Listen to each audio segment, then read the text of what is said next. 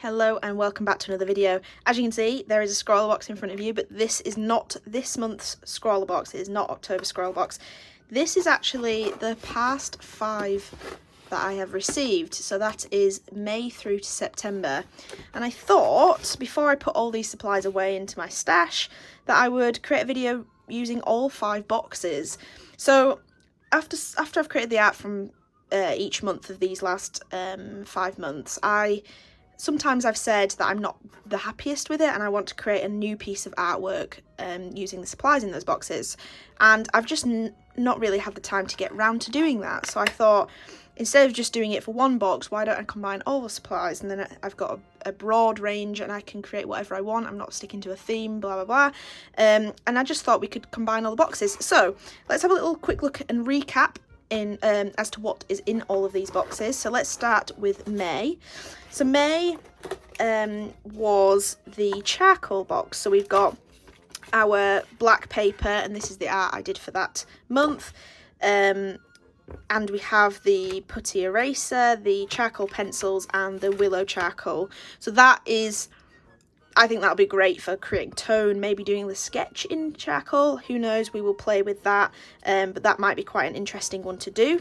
So let's get these supplies out and we can put the box away. And we will stack up the stickers and scrawlerzine on the left here. So those are the charcoal supplies from the May box. Now, the June box this has been my particular favourite out of the last 5. This is the Inktense ink blocks by Derwent, so that is quite exciting. I think we'll get some great colour from that. We have a pencil and a jelly roll for highlights, so that's good, and a paintbrush, so great supplies there. And I think this is watercolour paper, so that's good. A good bit of paper there. I'm going to stack the scrawlerzine up there, and let's put the stickers somewhere as well. Let's put these here. Okay. Then the July box was the liquid pencil, so that runs along the same vein as the charcoal box, so that's good. They will work well together.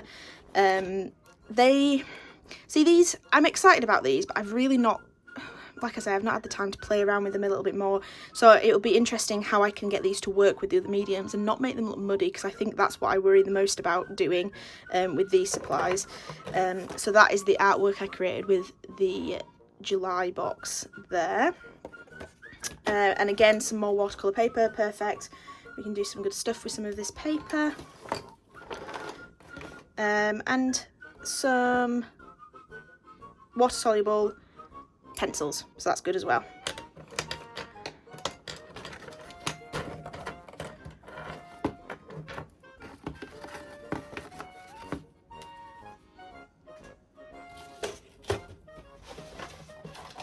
So the August box was the acrylics, so another different medium altogether, but again another medium that we can add a bit of colour to, similar to the Inktense blocks, so that's good. And we can actually create a bit of texture with those as well, so that might be interesting to play around with. Another paintbrush and another pencil, so we're not short on those, which is good. They are all different sizes, which is also very handy to have. And this is the art I made with that box. So we actually have some art boards here as well, so we will see what we can create with those. That might be quite interesting to use. And then lastly, the September box, that was the Posca Pens, which again, a really, really good mix of supplies here. These will be perfect for going over other things, maybe watering down to be like watercolours to match the Inktense blocks, or to use thick and matte, have a matte finish. And we also have a nice fine liner there, which is perfect for doing details. And another pencil, so you can't go wrong there. And marker pad, probably won't use the marker pad with all these supplies, but this is the artwork I made with that box. So let's put all of this to one side. So it's quite nice that I can finally put all these supplies away, because I've been building them up and keeping them for this video, so it's quite good that we can now put all of these away. So let's put that there. So I just thought I would show my swatching for all of this instead of rehashing what I've already done in previous videos. So if we start with the May box, where is that? There it is. So just charcoal, we can't really say much about it, different types of charcoal there. So we've got this sepia colour, which might be quite nice depending on what we do. I have no idea what I'm going to do at the moment, so we will see what I produce with that. Then we've got the Inktense Blocks, which we have the beautiful colours, and we can use them dry, we can use them wet, we can create texture with them, and we also have the jelly roll over the top, which is perfect for adding highlights. This is the swatching I did and planning for the Derivan liquid pencil. So I was playing around with the colour, trying to get the yellows and the blues, because I've seen a lot of people manage to get those really vibrant through this pencil tone. So I think I'm still going to try and play with that a little bit. Then the the System 3 acrylics, the thick acrylics. This was me playing with skin tones and trying to get the thickness and see how it lays down, etc. So that's those very nice vibrant colours, so we can really create maybe something pop arty or something like that. It might be quite nice. What is the last one we did? So this is the Posca. Again, not really much I can show on those, it was just the Posca Pens, but like I said, I can water those down, create them a bit more of a watercolour effect, or have that matte acrylic finish on there, which might be quite nice. So we've got a really nice range of supplies here, and who knows whether they'll work together. The charcoal might not work well with any of these other mediums, but we will see and we will play around. Like I say, I don't know what I'm going to create with them, so there might be a little bit of planning on my iPad, etc. And if I do, I will include that in the video next. So please stay tuned and see what we create.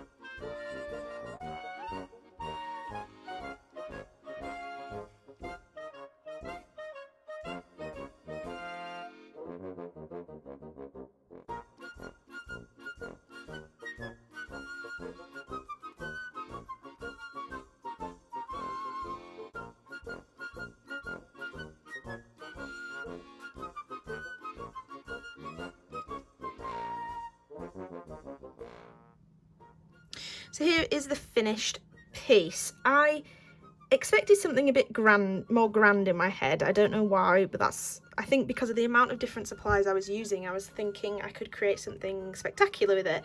And in reality, I'm not sure I've quite achieved that. And I'm not sure on the overall art. I think it's good, and I think the concept's nice.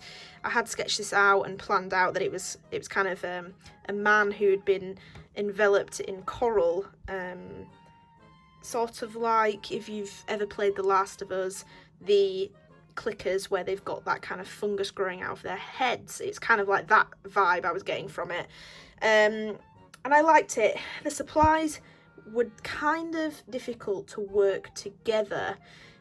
I think the thing that I actually disliked using the most out of them were actually these liquid pencils. They laid down and they were great for adding the shadows, but you just could not lay anything over the top. They just created this glossy finish, and I made the mistake of using my white Rembrandt white pastel over the top. I wanted to create some highlights on these kind of like bubble corals here, and the texture of the paper was coming up lovely, and it was creating that kind of like craters in the coral, which was lovely. But as I was going towards the bottom where I'd added the liquid pencil for shading, it was just creating the shininess. As you can see there, it was just making it shiny, and the only way I could get rid of that was by adding a bit of water to try and dilute that shininess. But overall, I could then not add anything else on top. And unfortunately, I went a little heavy with that, thinking it was the best thing to shadow everything with. And so there's actually that liquid pencil pretty much on every part of the coral. So I think that would have been the best thing to do last, and I didn't leave it last, and I think that was a big mistake to make. But other than that, it's good. Less detailed than I wanted. Things weren't going quite as well as planned. I don't know, it was good. It was good till a point, and then I think the supplies I struggled to use them, and I think that's more my own lack of understanding of some of these supplies. Maybe I just need to play with them some more, and maybe I can revisit a video like this where I use some of them. But I think practice definitely makes perfect with these new supplies. And yeah, that's my thoughts. I think my favourite supplies out of all of this were definitely the Inktense blocks. They laid down perfectly. The background was a lovely wash of this blue Inktense, and then I actually added in the aqua green Posca pen just over the top, so there's a few little matte areas where there's a Posca swipe in there, and I kind of worked from dark to light and light in the centre where the subject was going to be, almost like a bit of an aura behind them, like in the sea. I suppose I could have added some kind of light rays coming down, but again, it's very surreal. And as much as I like this white border, I don't know whether kind of framing this into a square might look much nicer. But yeah, and I think adding these fish in, I wasn't intending to do that. Adding the fish in and the starfish kind of attached to his face was definitely a game changer with the composition of this. But yeah, I think it's okay. Let me know in the comments what you think. Whether you think I should try this again in a couple of weeks after practicing a bit more with each supply, and maybe see what else we can produce and do a bit of a comparison. So yeah, so let me know in the comments, and give me a thumbs up if you like this video, and subscribe if you want to see more, and hit that notification bell to be notified when I post next. So thank you very much for watching, and I'll see you in my next video.